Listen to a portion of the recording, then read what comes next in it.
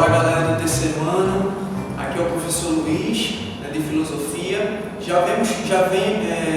Vemos conversando aí desde o final de março, no nosso grupo do WhatsApp, onde a gente, com a nossa sala virtual, eu tenho compartilhado uma série de atividades, dicas de filmes, livros, para que a gente aí possa continuar, mesmo em casa, continuar os estudos, E aí, dentre essas atividades que eu passei, eu compartilhei com vocês o Philocast, o primeiro episódio do Philocast, que tem como tema a mitologia grega, e a relação com o pensamento mítico. Então, existe de um lado o pensamento mítico, e do outro o pensamento filosófico, científico. Então, mais uma vez, eu vou dar aqui uma explanada e uma revisão, discutindo um pouco as características desse pensamento mítico. No episódio do Philocast, para quem ouviu, lá tinha como tema o pensamento mítico. Ele foi formado através da escrita de Homero e através da escrita de Hesíodo. Então, o pensamento mítico, ele tem a ver com a mitologia grega, e toda essa mitologia grega, com seus personagens, com as suas histórias fantásticas, tudo, ela foi criada, foi inventada, essa mitologia, por esses poetas, que na época da Grécia Antiga eram chamados de aedos. Aedo, traduzindo do grego arcaico para o português hoje, significa cantor, poeta, aquele que canta e anda, uma espécie de cara que perambulava pelas cidades, como Atenas, Esparta, Troia, e ia contando as histórias, em forma de música, para as pessoas que queriam ouvir.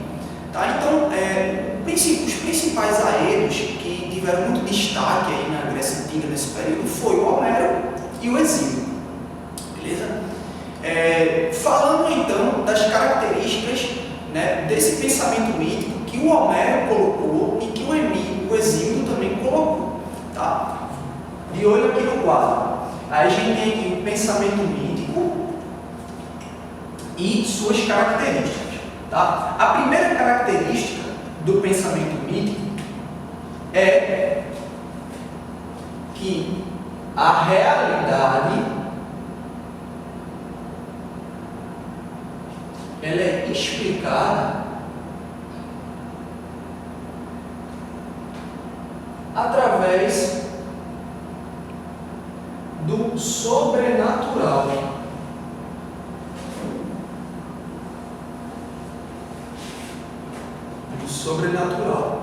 Então, coisas que a gente enxerga na realidade, como uma árvore, por exemplo, como uma espécie de animal, o próprio oceano, tudo que a gente possa imaginar, tudo que a gente vê, que a gente consegue ver e consegue tocar. Tudo isso é explicado nas coisas da natureza, o próprio planeta, o universo. Nesse momento aqui, na história da Grécia Antiga, as pessoas elas explicavam como é que elas justificavam que essas coisas existiam. Quando é que elas surgiram e como elas surgiram. As árvores, o oceano, tudo que a gente consegue enxergar. Elas, já que elas não sabiam, era um mistério, e até hoje muita coisa continua sendo um mistério a ser explicado, eles explicavam usando argumentos relacionados ao sobrenatural, ao mundo dos deuses, que é diferente do mundo dos homens. Então essas pessoas elas têm uma crença religiosa em vários deuses, em espíritos, em personagens que estão ligados ao mundo sobrenatural. Então, se o oceano ele existe, foi porque Poseidon criou.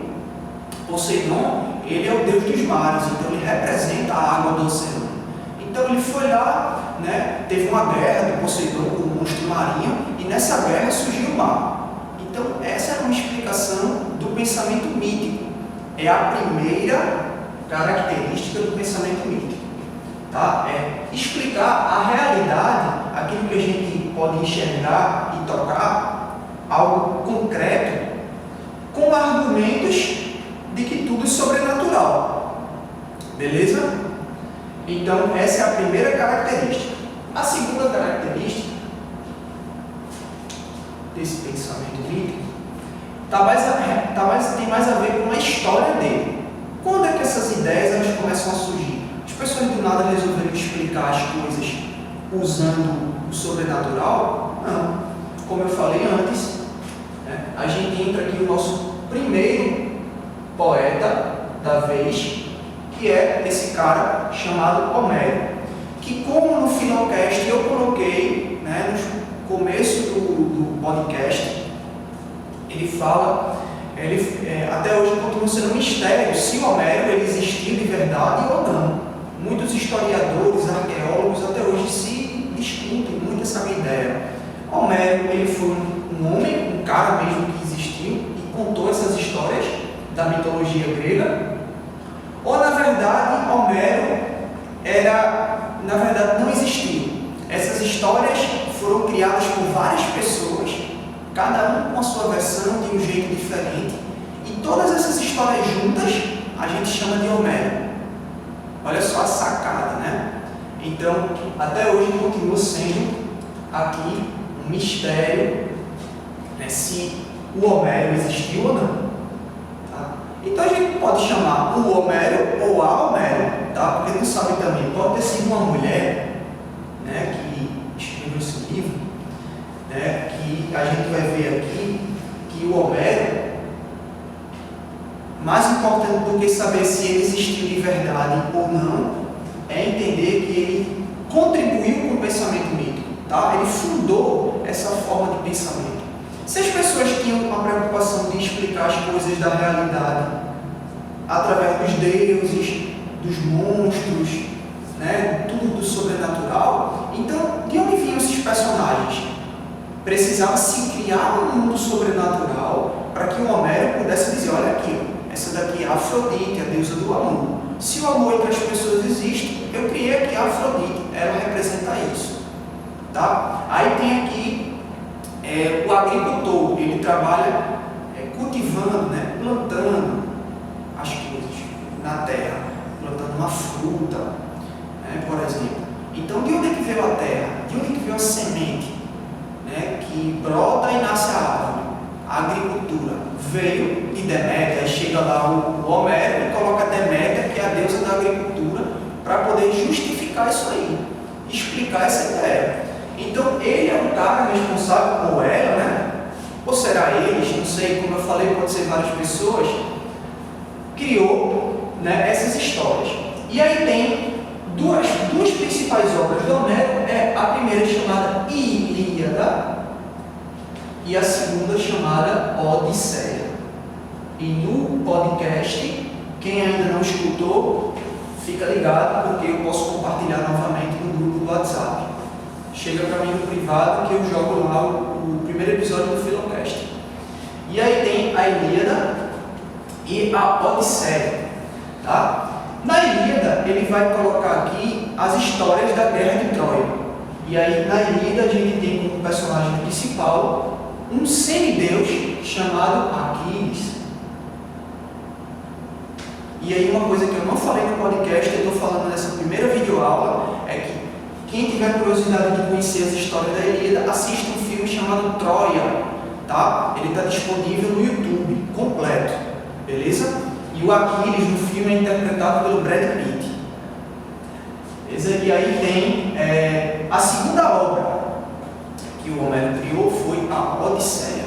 E na Odisseia a gente tem como personagem principal um outro semideus, que é Odisseu.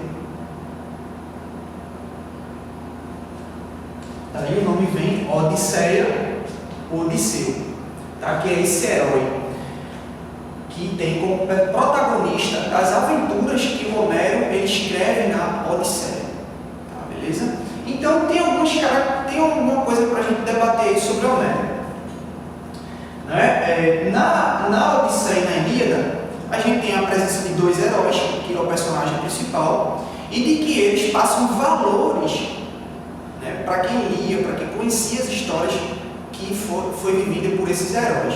Tá? E o principal valor, que era mais considerado pelos gregos na época da antiguidade, né, era o valor da virtude.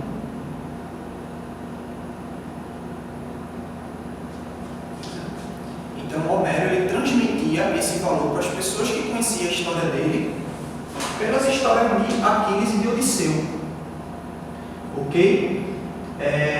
Virtude é o quê? Virtude para o grego, no grego arcaico, eles chamavam de virtus, né? Ou seja,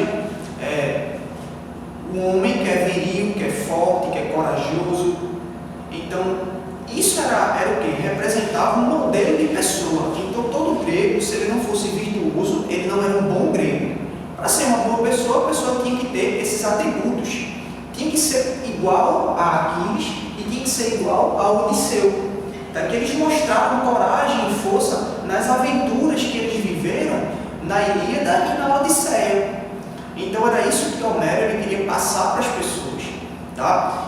E nessas histórias, eles sempre estavam enfrentando monstros, estavam desafiando a vontade dos deuses.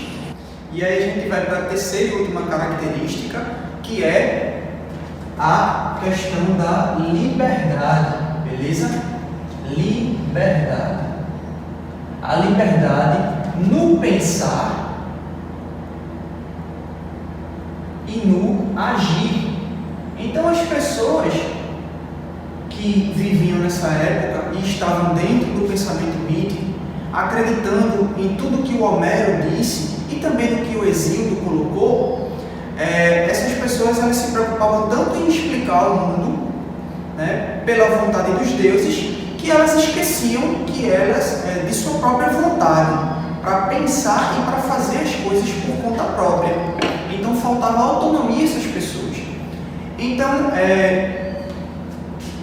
o pensamento mítico, ele tira a possibilidade da pessoa poder conhecer, saber alguma coisa, tá? Porque tudo já está explicado de acordo com a vontade dos deuses. Então, por que eu tenho que me esforçar para poder pensar, refletir sobre algo?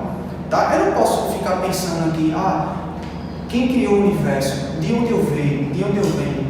Tá? Por que eu existo? Essas perguntas ninguém fazia. Por quê? Porque o pensamento mítico já explicava isso. Quem criou o universo foi Cronos, que é o deus do tempo. Eu existo porque Zeus quis me criar para ser filho dele e obedecer à vontade dele. Tá, então tudo já estava explicado, escrito, tá? E como eu coloquei como exemplo no podcast, o ditado que diz que, por exemplo, que uma folha que cai da árvore, ela só cai pela vontade de Deus. Então tudo já está predestinado, o destino de cada pessoa já está escrito. Então por que eu vou me esforçar para mudar o meu futuro? Se o meu futuro já está escrito pela vontade desses deuses. Então as pessoas só ficavam paradas, né, mortas, sem procurar pensar de forma crítica, sem procurar agir com a sua vontade pessoal, com a sua autonomia, porque tudo já estava explicado pelo mito. Né? Pela mitologia, ok? Então essa é a terceira característica do pensamento mítico, é a liberdade que não existe e que as pessoas elas ficavam limitadas, tá? Reduzir as pessoas só aceitando tudo em que elas já acreditavam como verdade, beleza? E não procuravam questionar essa verdade. Então, se o cara chegava e dizia, não, aquela maçã que está no alto do galho da árvore, aquilo foi Deméter que criou. Né? Dizem ali que foi o ventre de Deméter, veio do ventre dela. Mas eu chegava e dizia, mas essa história minha mãe conta para mim desde que eu era criança. E se, acho que não tem nada a ver, não. Eu nunca vi Deméter, eu estou aqui já com 40 anos de idade, nunca vi Deméter. Só passaram a vida toda me dizendo que ela existe e que ela vai me castigar se eu comer muita maçã. Mas as pessoas diziam, não, você não pode questionar, porque porque Deméter é uma deusa, ela está acima dos homens. Então isso o quê? Reduzia as pessoas a ficar cada um no seu cantinho, com a sua crença religiosa, tá? E mítica, que tem a ver com o pensamento mítico, e sem procurar pensar e fazer questionamentos sobre a sua vida e sobre o mundo de forma pessoal, beleza? E aí, cada grego, para finalizar essa videoaula, cada grego tinha o que eles chamavam de moira, que era o seu moira do grego arcaico, outra palavrinha do grego para o português, significa destino. Então, cada pessoa, cada grego interpretava que sua moira, o seu destino, já estava traçado pela vontade dos deuses. Então, ninguém se preocupava em mudar a sua vida, porque tudo já estava escrito. Então, essa é a importância de a gente romper, de a gente quebrar com o pensamento mítico. E a gente sair dessa ideia e buscar o pensamento filosófico, porque aí a gente vai procurar as respostas, a explicação para a realidade com o nosso próprio conhecimento. Beleza? Até a próxima videoaula. Fiquem com Deus. Forte abraço em todos. Valeu!